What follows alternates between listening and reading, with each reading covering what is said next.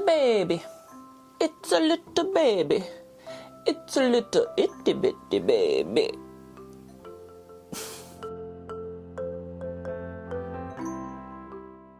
Hi, I'm Megan, and today I'm going to share with you 5 gifts that you can sew for a baby shower. First, a baby quilt.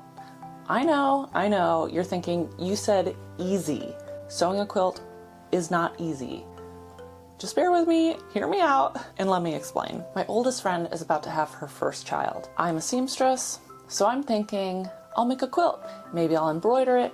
That'll be my main gift. But of course, my imagination started running away with me, and I'm conjuring up all these really cool, yet elaborate designs. And of course, I have never even made a simple patchwork quilt before.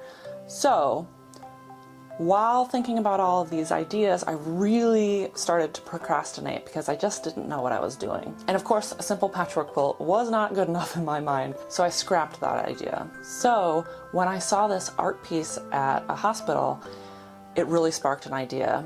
It was an abstract quilt, one main piece with like a squiggly blob in a different pattern on top. And then the whole thing was quilted with the Freemotion technique. It looked like it had used one of the stencils, and you can get the presser foot that sits inside the stencil. I loved this idea. But of course, as I thought more and more about it, the more I loved it, I realized the more my friend probably would hate it. We are very good friends, but our style choices are polar opposites. She is very much not a fan of my style, and I am aware of that. So, as this is a gift for her and her child, I want her to like it. So I scrapped that idea. But it really got me thinking about this whole Freemotion quilt. I've been wanting to do the Freemotion technique with like a dissolvable stabilizer and use it in a variety of different forms, but have yet to dabble into that. So this would be a great first project to learn what I was doing. Also, of course, it would be much quicker. Because I had spent so much time procrastinating on these more elaborate ideas, I knew this quilt would come together fairly quickly, even though I had never made a quilt before. I decided to keep my main top fabric, the blue bird fabric, as well as the main backing fabric, which was just a white cotton. Then I had to buy my materials. I was searching around online for batting. I wanted to make a small, baby-sized quilt, so I didn't want anything huge, and I wanted it to be 100% cotton. Now I found this batting that I liked. I purchased this size, cut it in half into this size, with a teeny tiny bit of research. Somebody on the internet told me to soak it in warm or hot water for 20 minutes. I did that, probably longer than that. Squeezed out the water, rolled it up in a towel, squeezed out that excess, and then hung it to dry so that this way it would pre-shrink that batting. And then just sandwiched my white under material, the batting, and then the blue bird material on top. And then things went off the rails a little bit. I have no clue what I was thinking. I was like, I'm gonna baste the layers together with machine basted together. I don't know if that was necessary or not. And then I used these giant metal clips to clip the border together. It's like, hello, there are pins. What are you doing? I have no clue what I was thinking. Anyways, I did this wildly unnecessary step so that I could baste. I did 3 basting lines throughout the quilt. Then I went ahead and set up my machine for the Freemotion arm. It took me a little while to figure it out. I think I'm going to post a separate video on that, so if you have a DDL 8700 Juki industrial machine and you want to put on a long shank Freemotion arm, I will, cut out some of those hard-won lessons. And then I started practicing with the Freemotion arm. It took a little while. I think one of the main things was putting in higher quality thread. That helped a lot. And then I just started doing designs. And I know there's a different type of Freemotion arm that fits within a template, so that you can do like a Freemotion, but have like somewhat uniform squiggles and whatnot. I just went for it, and like, it's kind of all over the place, but that was what I was going for. So it worked out wonderfully. After the whole thing was quilted, I squared it up and trimmed off any excess. Picked out those basting stitches.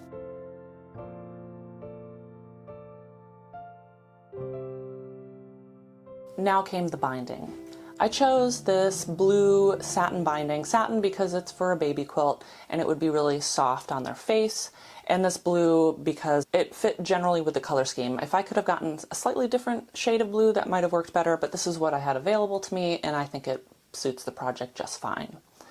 Now there are many ways to do binding. This is the method that I chose. It's certainly not the fanciest way. If you do decide to make a quilt, watch some YouTube tutorials, look at some blogs. There are so many ways to finish off a quilt and to do the binding. But what I did was I sandwiched the quilt in between the two layers of the satin binding, starting at one end of the quilt. I then stitched all the way down one edge of the quilt with a zigzag stitch. Once I got to the end, I opened it up into a right angle like this, and I used the iron to help me, so it should end up looking like this. Once that was done, I then sandwiched the quilt in between the binding again and stitched from the corner all the way down to the end one more time, for a total of 3 times. To finish off the final corner, I folded the tail end of the binding under like this, created a right angle,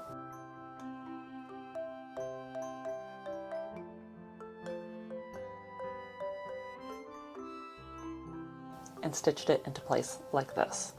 Again, this is certainly not the fanciest way to finish off a quilt. However, for my purposes, this was perfect. It came together very quickly, and I knew that the zigzag stitch would grab both the top and bottom layers of the quilt in one go, and I wouldn't have to worry about stitching in the ditch, which really isn't a big deal, but I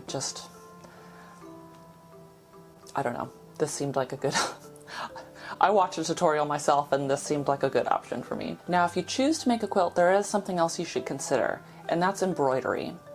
You could embroider the quilt itself with the name, the birth date, a cute design, their astrologic sign, whatever. The options are endless. If you do choose to embroider, something else to consider is maybe embroidering a plaque, which then gets sewn onto the quilt. In my case, I'm gifting this for a baby shower before the birth. And while the gender is known and the name is generally picked out, sometimes people will change the name after birth. They realize Sarah isn't really a Sarah, she's clearly an Anna, and I didn't want to embroider something that then would have to be undone or redone. So if the quilt is being gifted before the birth, maybe a good idea for a gift after birth, maybe you send it with a congratulatory card, is the name and the birth date embroidered, and it just gets hand stitched to the bottom corner of the quilt. So once I purchased all my materials, this quilt sewed together in no time, and I was delighted with the results. I think the size was perfect and is multi-purpose. If it's not used in the crib, it can be used at a changing station or in the play area, maybe the car seat. The options are really endless. I think it should be a pretty useful gift. Now that this quilt was complete, I set it aside and I moved on to the next gift.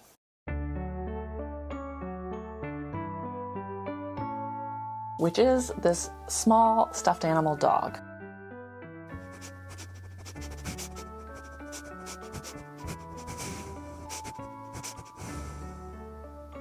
I used this pattern, which is a really cute stuffed animal dog. It was incredibly fast and easy to sew. The only change that I made was that the pattern called for these plastic nose and eyes to be sewn in after the fact. And while I don't spend a whole lot of time with babies, the one thing I really do know is that everything will be going directly into their mouths. And I thought small plastic hard pieces that are sewn on that can possibly fall off and be ingested might not be the best gift for an infant. So when marking and cutting out my material, I marked out the nose and the eyes, which you would do regardless. Once I had sewn it up and stuffed it, I then embroidered the eyes and the nose with this blue embroidery floss. Now I stuck with blue to keep things toned down and kind of mesh with the pattern, the blue and the cream of the fabric that I had chosen. I think often with sewing or any kind of artistic endeavor, it's always those last finishing pieces that can kind of fluff it all up. And one of those things is eyes. If you do the eyes wrong, it can be really creepy.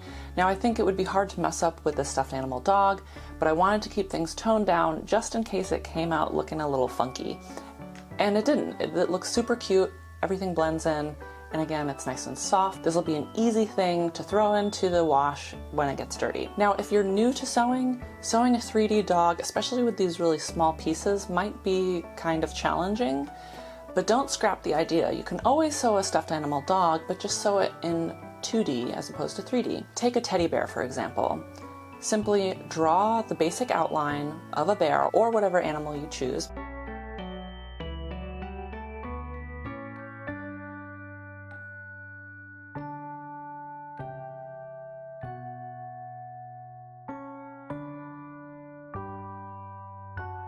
Make sure that the design is mirrored.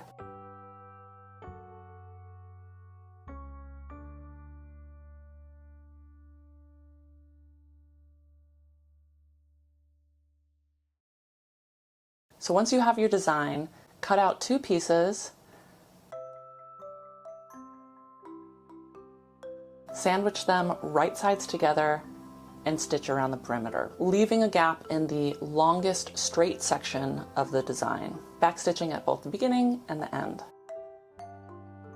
Now before you flip it inside out, make sure that you clip your curves. If it's a curve like this, all you need to do is snip several spots along the curve, up to the stitch line, but not past.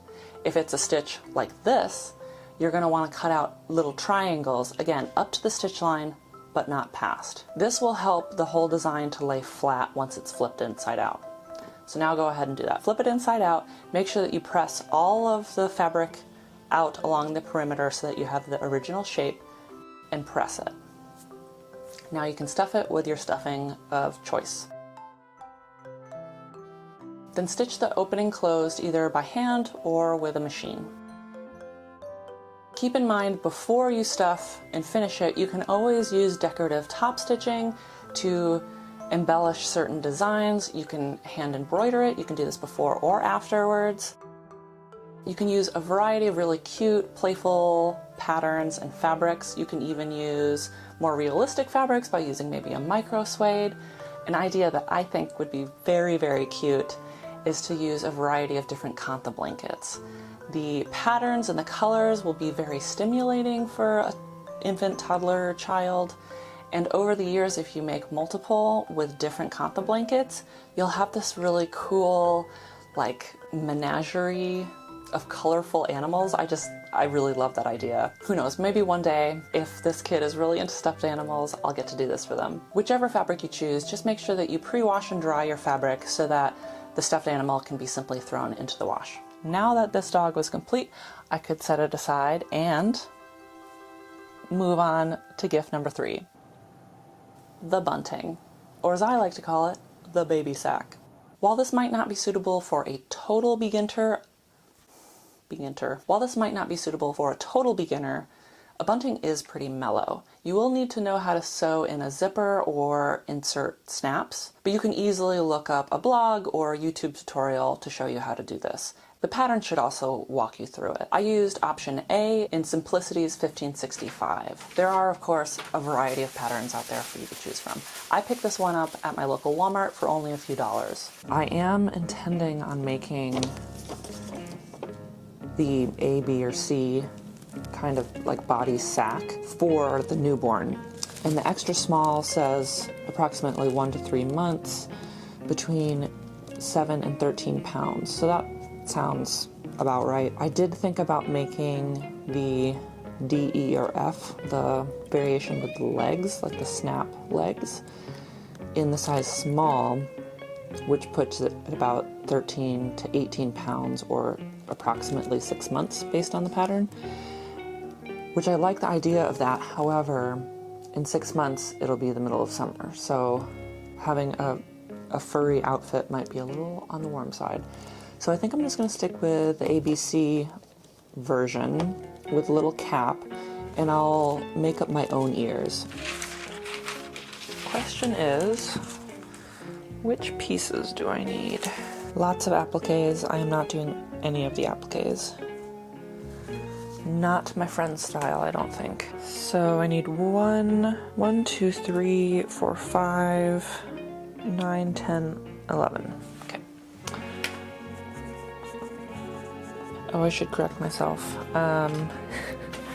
It's not called a sack, it's called bunting. Little baby bunting. I guess that makes sense now. I have heard of that before.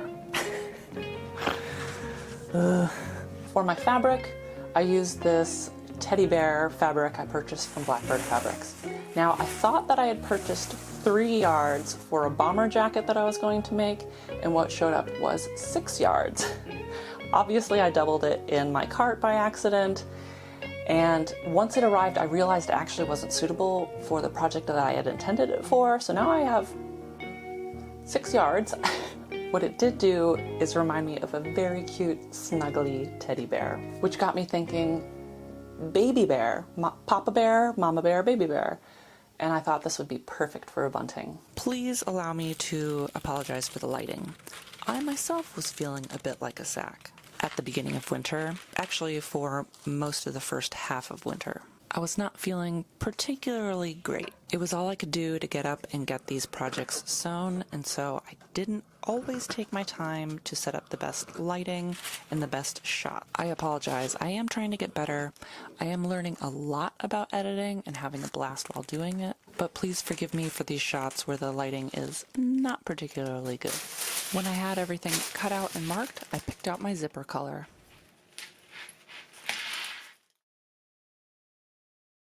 To start, I serged my 2 front pieces along the center seam.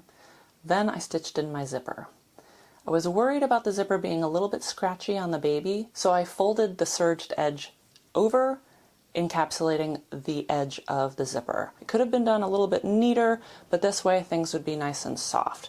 You could also complete this by using binding tape. Then I simply followed the instructions. I tacked the mitten thingies onto the sleeves, then I sewed the sleeves onto the body, then sandwiched those 2 main pieces together, right sides together, and stitched around the perimeter. To finish things off, I added this bias tape to the top, and I had some cotton twill that I just wrote on with a permanent marker to personalize it. This pattern also comes with a little cap.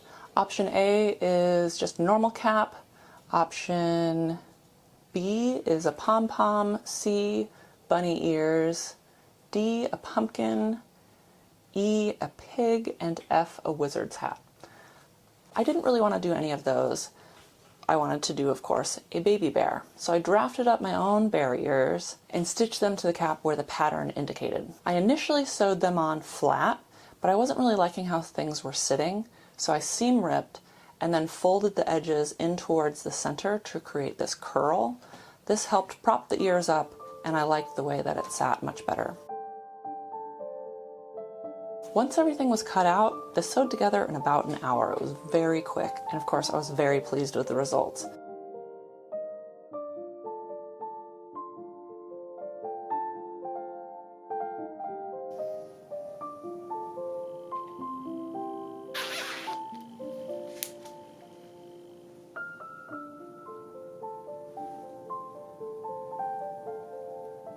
So I went ahead and set that aside. We'll come back to this in just a bit, but let's put a pin in it for now. So I was telling these plans to my sister-in-law when she was up, and she said, "Oh, you should make finger puppets." And I was thinking, oh, that's a great idea, but I don't know how to crochet. I'm not gonna be able to teach myself to crochet somewhat decent looking finger puppets in a day and not have them look like a horror show. So, you know, what am I going to do? I could sew it, but that just seems like a lot of teeny tiny intricate work. And then of course, throughout my Googling, I found felted versions. Now you can of course needle felt them, something I'd like to get into. I have not dabbled in that yet. So perhaps as they get older, they'll get cooler, better finger puppets. But I just bought this package of felt from Walmart, I believe, added in a couple of colors that they didn't include in the package, picked out my animals. I picked out a frog, an owl, a bear, a mouse, and a fox. Their nursery theme has like bears on trees and stuff, so I thought, okay, woodland creatures would be a good theme, and I wanted 5 of them, so you know, had a full hand, and I just drafted up how these animals would look in the contrasting pieces. Then I cut everything out.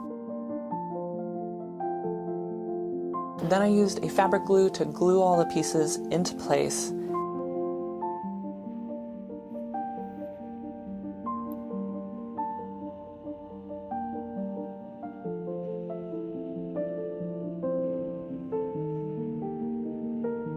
and then I stitched them with my machine with a small zigzag stitch. I put the stitch length at, I have like a manual dial. It doesn't tell me exactly what it's at, but it was like just past buttonhole status. So like it was real tight stitches and maybe like 2 for the width. And just stitch everything into place. I even used some decorative top stitching for the owl to create like the ruffles of the feathers. I did use magic marker for the eyes. I was a little bit worried that, of course, the final touch, putting the eyes on, they would look like super creepy. They didn't, thankfully, and the magic marker worked just fine. You can, of course, embroider them on or use the felt patches. For the bear, I ended up putting on these little white dots of paint. Maybe it's kind of like zombie bear, but it's better than like eyeless bear, so that one's questionable. But once everything was stitched, then I took those finished top pieces, stitched them to the bottom pieces, and then I trimmed everything up. I then made a really quick little pouch to put them all together, used a little baby snap that I had,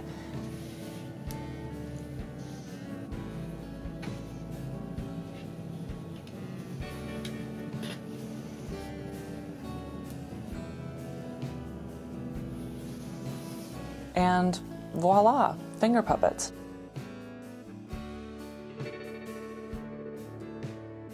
Now I had 4 gifts to give Mama Bear, and it was time to package them up. Initially, I didn't think that the package would arrive in time for the baby shower, so this didn't occur to me until trying to get this all packaged together, get to the UPS store to be shipped out overnight. Because, of course, I realized I was gonna be able to make it in time. So I thought, what would be fun for Mama Bear? You know, I don't know if they're going to be playing any games and activities. It just made me think of like a bridal shower and, you know, like the tiaras and stuff. And I was like, oh, what if I made a headband with bear ears? And then she could be Mama Bear and match Baby Bear's outfit. So I have a ton of metal headbands around somewhere. I could not find them. So I took an old headband of mine that I had made, chopped it to pieces, ripped that metal out of there, hurriedly cut a length of this material to sew in half, create a tube, turned it inside out, made 2 ears, and then just flipped them up so that I had a place to thread the headband through.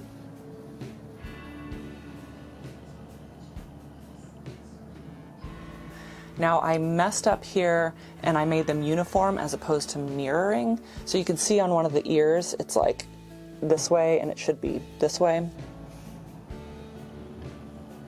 Not a big deal. This was very hurried. I made this in like 5 minutes and it was just, you know, a cute idea. It's not like she's gonna be wearing this around out and about. So, but it is a super cute idea. So feel free to take it, maybe take a little bit more time making it than I did. And that is what I made my friend. 5 gifts for a baby shower. Now, I don't know if I should be counting the headband. I do want to throw in a couple other ideas that I think everyone thinks of. Gift number 5, I'm calling something knitted. While this might be a little bit of a cop-out, there are plenty of people who knit or crochet but don't sew, and I think you could choose any of the options 1 to 4. You could knit or crochet a blanket. Same thing for a bunting. You could make a sweater, a cap, beanie, booties. The options are really endless. And if you crochet or needle felt, you could make those finger puppets that way. I hope I gave you some good ideas for your expecting friend. A Freemotion quilt. With the amount of bodily fluids coming out of that tiny nugget, I think the more clean layers, the better. The bunting. Pretty much the same reason as the quilt. The more clean layers, the merrier, right? And that tiny little nugget will someday be a fully actualized human being who might not appreciate being dressed up as a tiny woodland creature. So take advantage now. The stuffed animal.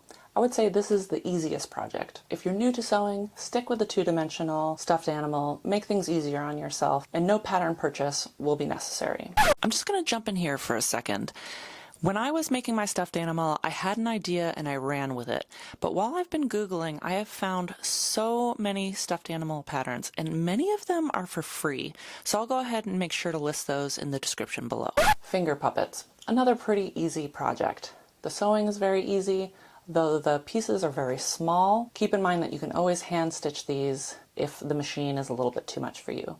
Of course, if you crochet, you can crochet them, you can needle felt them. One thing I would caution against is simply gluing them together. These are for an infant or a toddler. The pieces, of course, can come unglued and you don't want them ingesting them.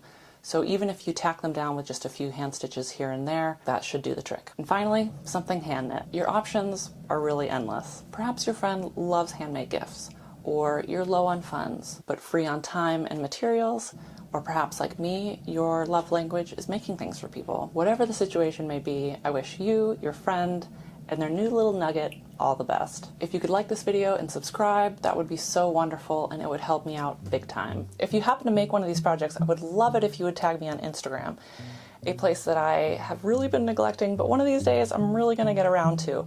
But I do check it and use it for inspiration all the time. So feel free to tag me at MegaFlyDIY. I would love to see what you made. Other than that, I'll see you in the next one. Bye guys.